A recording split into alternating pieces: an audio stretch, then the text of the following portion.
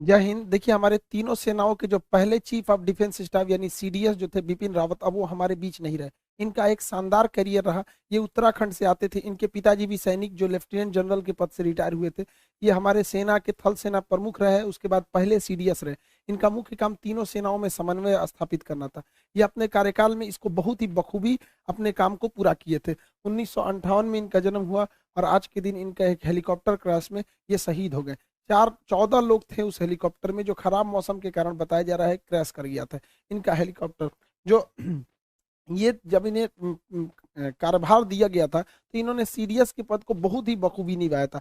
नौसेना के पी8I को लद्दाख में तैनात करना इन्हीं का डिसीजन था। उत्तरी कमांड को थिएटर कमांड बनाना, यानी तीनों सेना आपस में कोऑर्डिनेट करके लड़ाई लड़ेगी, इनकी सबसे बेहतरीन डिसीजन थी। इन्होंने नेवी, आर्मी, एयरफोर्स सबको बहुत बेहतरीन से किया था। भगवान इनकी आत्मा को शांति दे। देखिए, लेकिन क्या कर सकते हैं, हमारा ये जो विमान दुर्घटना हुआ है, ये हेलीकॉप्टर ये कई बार भी क्रैश कर चुका है। इस दुर्घटना में ये साउथ इंडिया में थे, यहाँ ऊटी है तमिलनाडु के पास, यहाँ पर, यहाँ नेल्लोर के पास, यहाँ पर, यहीं पर इनका हेलीकॉप्टर जो है, इनकी पत्नी भी साथ में थी। दोनों लोग को अफसोस के मतलब बचाया नहीं जा सका। बहुत मतलब दर्दनाक ये हादसा था। पूरी विमान में आग लग गई थी। मतलब शरीर को कई ऐसे जवान थे उनमें जिनके डीएनए टेस्ट करके पता करना पड़ा यहाँ पर। तो ये ऊटी के पास ये विमान दुर्घटना हुआ है यहाँ पे।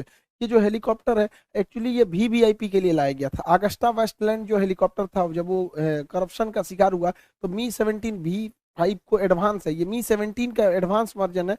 MI 17 V5, ये जो V5 है ये एडवांस वर्जन है, लेटेस्ट वर्जन है। इसे हम लोग 2012 के कॉन्ट्रैक्ट में लाए थे। 2018 में ये पूरी तरह से कंप्लीट हो गया था। 2019 में इसकी सर्विसिंग भी भारत में चालू कर दी गई थी। इसमें हमारे नरेंद्र मोदी भी जाते हैं। ये कई जितने भी वीआईपी लोग जाते हैं इसी से जाते हैं। अभी ये कई बार दुर्घटना भी ग्रस्त हो चुका है। 2013 में जब ये नया नया आया ही था, तभी उस समय उत्तराखंड के रेस्क्यू ऑपरेशन में विंग कमांडर शहीद हो गए थे। अभी कुछ दिन पहले ये अरुणाचल प्रदेश में दुर्घटनाग्रस्त हुआ है। 2019 में हमारे ही अपने सैनिकों द्वारा इसके ऊपर स्पाइडर मिसाइल चला दिया गया था, तो इसमें भी ये भी उस समय क्रैश हो गया था। हालांकि दुनिया में 60 देश इसका इस्तेमाल करते हैं, बहुत विश्वसनीय है। इसमें कई सारी लेटेस्ट टेक्नोलॉजी का भी यूज किया गया। इसके आर्मर को बुलेट प्रूफ बनाया गया, ताकि गोली अगर ये लो हाइट पर चलेगा तो गोली वगैरह वगैरह को ये रोक सके। इसमें एडवांस रडार सिस्टम लगाया गया, जो किसी भी तरह के आगे की जानकारी देता है। एक्चुअली ये ट्रांसपोर्ट के साथ साथ ये एक अटैक हेलीकॉप्टर के तौर पे भी काम करता है। इसके अंदर का अगर देखेंगे तो इसे सैनिकों को ले जाने के लिए दिया गया है। इसमें 36 सैनिक हथियार के साथ तैनात हो सकते हैं। ये 13,000 किलोग्राम के चीजों को उठा के एक जगह से दूसरे जगह में ले जाने में सक्षम है। ये इसको मेनली मतलब ट्रांसपोर्ट के तौर पे इस्तेमाल किया गया था। ये बहुत विश्वसनीय दुनिया में रहा है। हालांकि कई टेक्नोलॉजी का 100% हम भरोसा नहीं कर सकते। ये 250 किलोमीटर प्रति घंटा की रफ्तार से चल सकता है और इसकी सर्विस सीलिंग बहुत अच्छी है। 6 किलोमीटर ऊंचाई यानी 6,000 मीटर ऊंचाई पर ये उड़ सकता है पहाड़ी क्षेत्र में। वहां ये डिप्लॉयमेंट के लिए बहुत ही बेहतरीन साबित होगा। इसमें दो दो इंजन लगाए गए हैं।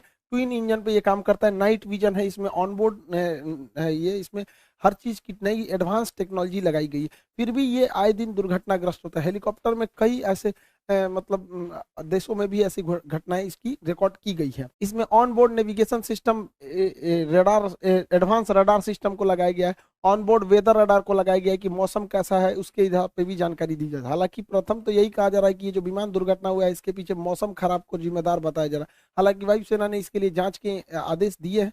आगे क्या होता है ये आगे समझेंगे। इसमें सेफ्टी का भी ध्यान रखा गया है। इसमें दुश्मन की आ रही मिसाइलों को भटकाने के लिए फ्लेयर की क्षमता है। ये फ्लेयर में बहुत हाई टेम्परेचर होता है, जिससे कि हीट सीकिंग मिसाइलें दूसरी ओर डिस्ट्रैक्ट हो जाती हैं।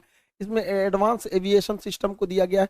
इसके कॉकपिट्स को नया डिजाइन किया गया था, कस्टमाइज करके अलग अलग हिसाबों से। इसमें इसे हम लोग यूटिलिटी के साथ साथ अटैक के रूप में भी इस्तेमाल कर सकते हैं। इसमें अलग अलग जगहों पे हार्ड पॉइंट को हम लोग जोड़ के, कारगिल की लड़ाई में इसका पुराना वर्जन MI 17 भी बहुत कारगर साबित हुआ था, कारगिल के टाइगर हिल के ऊपर बम्बार्डमेंट करने, और जो भी बहुत हाइट पर थी। इसमें ट्विन इंजन लगाया गया है। ये यूटिलिटी के साथ हार्ड पॉइंट के साथ साथ हमला भी बहुत तेजी से कर सकता है।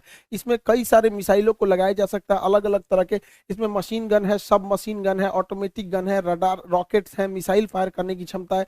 उसमें मशीन गन की भी लगाया गया है ताकि ये ग्राउंड अटैक को भी बहुत अच्छे से परफॉर्म कर सके। यह 60 देशों द्वारा विश्वसनीय हेलीकॉप्टर रहा है। हालांकि रूस की सेना में भी इसे बहुत बड़े पैमाने पर इस्तेमाल किया जा रहा है। हर देशों में इसका कमोबेश एक्सीडेंट का रिकॉर्ड रहा है। हम टेक्नोलॉजी पर 100% भरोसा नहीं कर सकते। एक्चुअली जब भी आप कोई विदेश से हथियार को लाते हैं तो उसमें परमानेंट आप मेंटेनेंस उतना अच्छा नहीं कर पाते हैं जितना आपके पास खुद का रहता है। क्योंकि विदेश, अगर कोई ऐसे कल पुर्जे खराब हो गए जो विदेश से लाने हैं, तो आप उसको थोड़ा सा टॉलरेट करके भी चलते हैं कि चलो भैया अभी पूरी तरह से खराब नहीं हुआ है।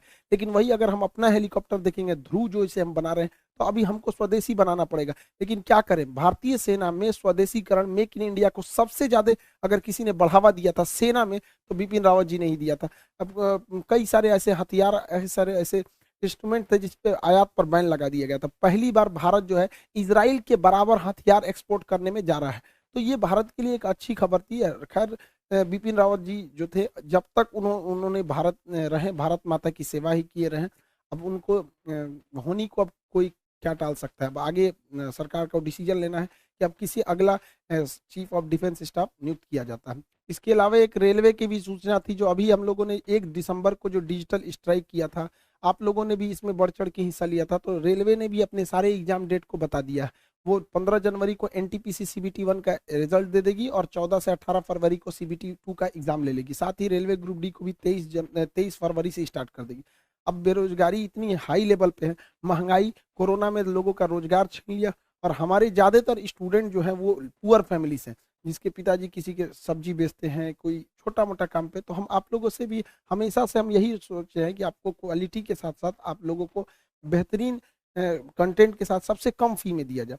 तो आप लोग को इस चीज को ध्यान में रखते हुए आप लोग के लिए पूरा कंप्लीट बैच, जिसमें आपका मैथ्स भी रहेगा, रीजनिंग भी रहेंगे, उसमें कंप्लीट जीके रहेगा, साइंस का पूरा पोर्शन रहेगा, करंट का पूरा पोर्शन इसमें कंप्लीट किया जाएगा। ए टू जेड जितना चीजें इसमें रहती हैं सबको कंप्लीट किया जाएगा। इन टोटल चीजों को कंप्लीट किया जाएगा। एकदम ध्यान में रखा गया है आप लोग को, एकदम मिनिमम से मिनिमम। हमको भी पता है कि कोरोना पिछले 1 डेढ़ साल में सबका रोजगार छीन लिया, लेकिन हम इतना मिनिमम किए कि उससे मिनिमम पॉसिबल ही नहीं हो सकता है।